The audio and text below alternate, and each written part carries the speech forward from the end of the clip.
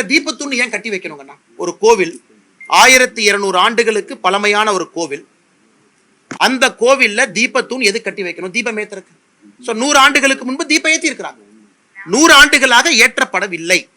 ஆனா சபரிமலையில 100 ஆண்டுகளுக்கு முன்பு பெண்கள் உள்ள போனாங்களா? போகல. புதிதாக ஒரு விஷயத்தை சொல்லும் போது எதிர்க்கிறோம், ஆகம சாஸ்திரத்துக்கு எதிராக சொல்லும் பொழுது எதிர்க்கிறோம்.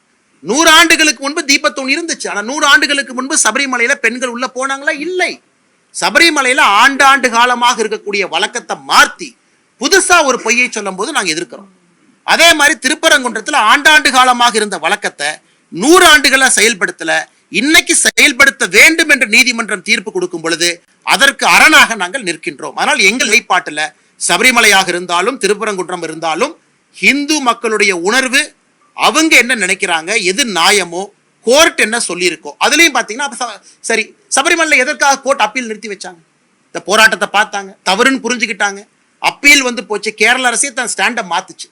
ஆனால் இன்னைக்கு இந்த மாதிரி ஒரு குழப்பமான ஒரு விஷயத்தை திமுக சொல்றாங்கன்னா உங்களுக்கு சபரிமலை இஷ்யூவும் புரியல, திருப்பரங்குன்ற இஷ்யூவும் புரியல, ரெண்டையும் குழப்பி சொல்லுகின்றார்கள். எங்களை பொறுத்தவரை எங்கள் நிலைப்பாடு சமமாக சரியாக இருக்கு. தமிழ்நாட்டில் திராவிட முன்னேற்ற கழக அரசு வெட்கத்தை எல்லாம் விட்டு அடுத்த கடத்துக்கு போயிட்டாங்க. இன்னைக்கு நீதிபதிக்கு எதிராக அங்க இருக்கக்கூடிய ஜமாத் மக்களை வர சொல்றாங்க, பேரணி போனுங்கிறாங்க, போஸ்ட் அடிச்சு போறாங்க. அங்க இருக்கக்கூடிய ஒரு ஜமாத் நீதிமன்றத்திற்கு முற்றுகை போராட்டம் கால் பண்ணியிருந்தாங்க 4ஆம் தேதி. யாராச்சும் கைது பண்ணாங்களா? ஒரு நபரை கைது பண்ணிருக்காங்களா? சொன்னவங்களை கைது பண்ணிருக்காங்களா? எதுவுமே கிடையாது. ஆனா சோசியல் மீடியால போஸ்ட் போட்டா கைது. இதுல இருந்து என்ன சொல்லுது? இங்க இருக்கக்கூடிய இந்துக்களுக்கு ஒரு நியாயம், இன்னொரு மதமாக இருந்தால் ஒரு நியாயம். மிக தெளிவு. நீதிபதி அவர்கள் ஒரு நீதிபதி இல்ல சார், ஜி.ஆர். சுவாமிநாதன் அவங்க கொடுக்குறாங்க, அதுக்கு மேல டிவிஷன் பெஞ்ச் 2 நீதிபதி ஊர்ஜிதம் செய்யறாங்க. அப்படி சொல்லியும் கூட கேட்க மாட்டேன் அப்படின்னு திராவிட முன்னேற்ற கழகம் நிக்கிறாங்கன்னா தாஜா மத அரசியல் கையில் எடுத்திருக்கிறாங்க. தேர்தலுக்கு மைனாரிட்டி வாக்குகளை அப்படியே லட்டு மாதிரி சிந்தாம செதறாம திமுக எடுக்க வேண்டும் என்று நினைக்கிறாங்க. இதை உண்மையை சொல்ல வேண்டும் என்றால் நிறைய இஸ்லாமிய நண்பர்களும் கிறிஸ்தவ நண்பர்களுமே அதை விரும்பல. தேவையில்லாம ஏன் தர்காவே வந்து பெட்டிஷன் இல்லைங்க சார், 3ஆம் தேதி தர்கா வரல, 4ஆம் தேதி தர்கா வரல, இன்னைக்கு தான் தர்கா வந்திருக்கிறாங்க. வெறும் எக்ஸிகியூட்டிவ் ஆபீசர் இந்து கோவிலை ப்ரொடெக்ட் பண்ண வேண்டிய ஈவோவை தூண்டி விட்டு இந்த கபட நாடகத்தை போடுறான்.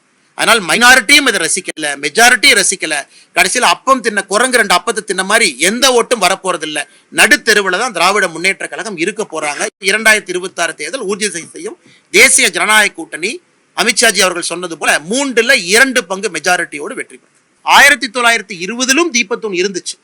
1920 தீர்ப்புல யாருக்கு எது சொந்தம் அப்படிங்கறது அந்த தீர்ப்புங்க. ஆனா இன்னைக்கு அங்க இருக்கக்கூடிய அர்ச்சகர்கள் என்ன சொல்றாங்க, எங்க அப்பா எங்க தாத்தா அவர்களுடைய பேச்சை வச்சு நாங்க சொல்றோம், இது சராசரியாக 1920 காலகட்டத்திலிருந்து ஏற்றப்படவில்லை அப்படிங்கிறது அவங்க கருத்து. அப்படின்னா 105 வருஷம், 105 இயர்ஸ். அவங்க இன்னைக்கு பேச்சு வழக்காத்தான் சொல்றாங்க, எங்கேயுமே ரெக்கார்டட் டாக்குமெண்டட். இந்த ஆண்டு நிறுத்தினோம், இந்த ஆண்டு உச்சிப்பிள்ளையார் கோயிலுக்கு நாங்க கொண்டு வந்து எங்கேயுமே கிடையாது. இன்னொரு காரணம் என்னன்னா, இதுல பெட்டிஷனர் சொல்றாங்க மோட்ச தீபம் தான் உச்சிப்பிள்ளையார் கோவில் பக்கத்துல மோட்ச தீபம் தான் ஒரு காலத்துல ஏற்றப்பட்டிருந்தது. கார்த்திகை தீபம் என்பது எப்பொழுதுமே தீபத்தூண்ல இருந்துச்சு. எப்ப அது நிறுத்தப்பட்டதோ மோட்ச தீபம் ஏற்றக்கூடிய இடத்துலதான் கார்த்திகை தீபம் ஒன்னா வருது. அதே ஆகம சாஸ்திரத்தின்படி தவறுங்கிறது ஒரு ஆர்குமெண்ட். அதனால இன்னைக்கு தீர்ப்பு ஹிஸ்டாரிக்கல் ரெக்கார்ட்ஸ் எல்லாம் பார்த்து இதற்கு முன்பு இருந்த நடைமுறையை திரும்ப கொண்டு வந்திருக்கிறாங்க. அதனால் இன்னைக்கு மாநில அரசு அவங்க கையில ரெக்கார்ட் இருக்கு, அவங்க கையில என்டோமெண்ட் ரெக்கார்ட் இருக்கு, அவங்க கையில ஈஓ இருக்கிறாங்க. ஈஓ வந்து 3ஆம் தேதி, நான் 3ஆம் தேதி 2ஆம் தேதி ஃபைல் பண்ணது, 1ஆம் தேதி தீர்ப்பு வந்து 2ஆம் தேதி ஃபைல் பண்ணது பாத்தீங்கன்னா ஒரே ஒரு பேஜை மட்டும்தான் ரெஜிஸ்ட்ரியில ஃபைல் பண்றாரு. அதையும் நீதிபதி சுட்டி காட்டுறாங்க. ஒப்புக்கு சப்பானியா ஈஓ வந்து ஒரு பேஜை ஃபைல் பண்ணிட்டு ஓடிட்டாரு, அதுவும் இன்அட்மிசிபிள். ஸோ ஈஓ பொறுத்த வரைக்கும் 1ஆம் தேதி தீர்ப்பு கொடுத்தா 2ஆம் தேதி அப்ஜெக்ட் பண்ணும், பேப்பர் கொடுத்து வந்துட்டார். எந்தவித சப்போர்ட்டிங் டாக்குமெண்ட் இல்லை. அப்படித்தான் இன்னைக்கு ஈஓ இருக்கிறாங்க.